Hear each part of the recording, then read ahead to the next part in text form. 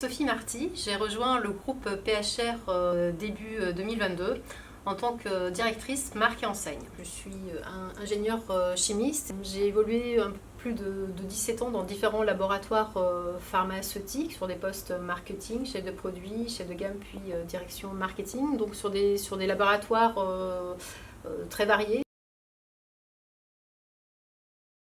Ma mission avec mes équipes, créer, construire, consolider une solution intégrale patient, c'est-à-dire d'améliorer le quotidien des patients. Je suis heureuse de voir les mutations qui se passent aujourd'hui, qu'on puisse parler d'expérience patient, comme on parle d'expérience utilisateur, d'expérience consommateur. Je milite pour cette amélioration du parcours patient. C'est bien de remettre à l'esprit une fois par an les droits de la femme, de rappeler que dans certains pays, la femme n'a pas de droits. Je trouve ça important. Ça permet nous, en France par exemple, voilà, on a acquis des droits depuis un certain temps. C'est bien de se rappeler que ce n'est pas le cas dans d'autres pays.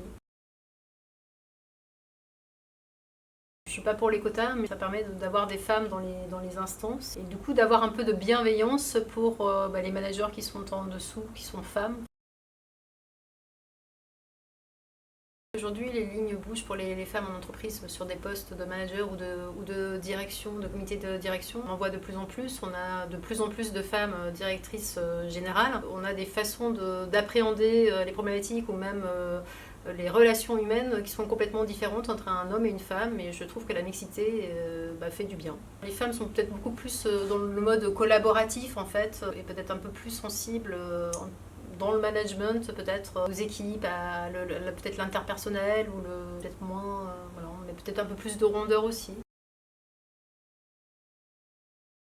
Je ne suis pas trop inquiète pour la place de la femme dans l'entreprise en France dans les 10, 15, 20, 30 prochaines années, parce que quand je vois la nouvelle génération de jeunes filles et de futures femmes et de jeunes hommes, j'ai pas l'impression qu'il y ait cette question de genre, que ce soit en termes d'activité, que ce soit en termes de profession, que ce soit en termes de place dans la société, dans les études. Donc je pense qu'on aura le même schéma dans les entreprises à l'avenir. Les générations actuelles sont très ouvertes sur cette partie-là.